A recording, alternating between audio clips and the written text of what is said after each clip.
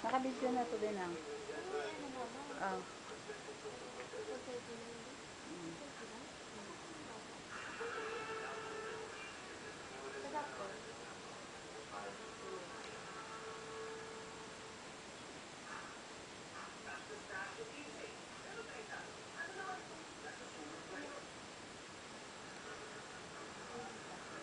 Ano yan?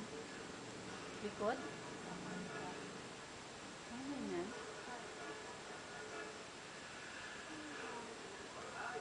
Yun. Ayan ang kamay. Kamay niya yan o heart? Yan. Yan dito. Ayan, pumipitik-pitik na yun. Ay, ayan. Yun. Ayan ang puso niya. Mga galaw. Akala ko kamay. Ang galing.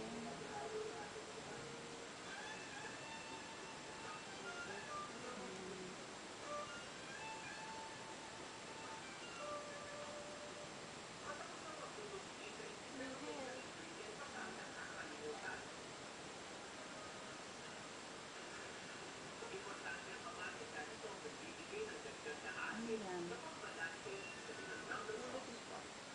Ayan ang ulo. Ay, nandiyan na siya sa perta mismo. Ah.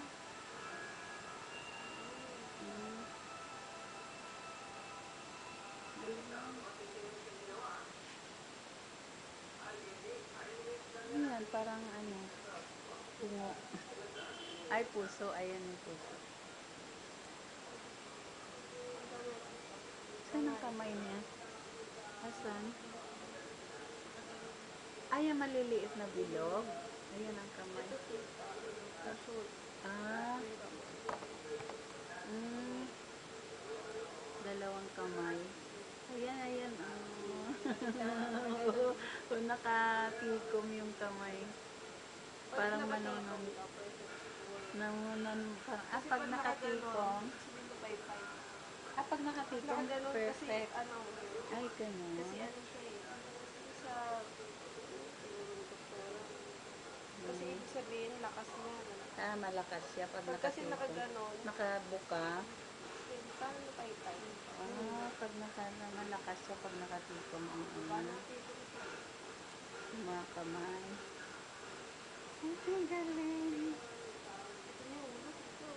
Ayan na nga sa, ito yun ba? Ito yung ulo niya. O, ayan na sa perta. Nasa ano na. Sa perta mo na, be. Yung ulo niya. Ayan na, oh. Malapit, malapit na nga. Naka na.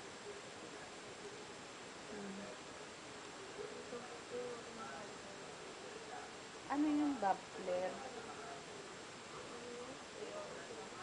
Puso niya. Ano yung Doppler para marinig yung heartbeat niya?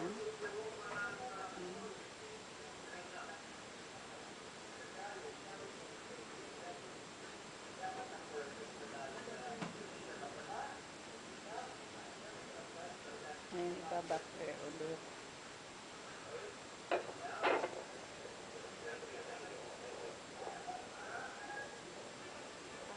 Ay, lakas ng heartbeat niya.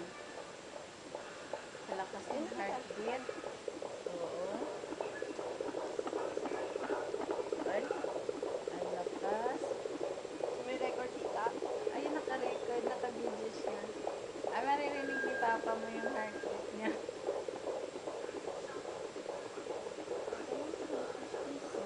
Talagang ang lakas ng heartbeat. Ano, 148? 140. 150. 140. Ay, puso niya yan. Ay, ang galing. 150 ang heartbeat niya.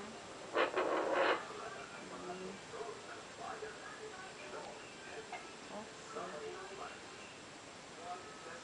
Andiyan na siya talaga. Lalabas na siya, be. Para nung buntis, yung tone niya yung heartbeat.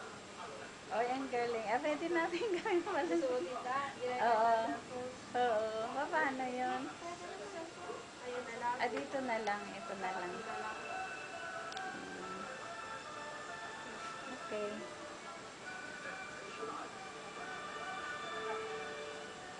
Tulog ka muna.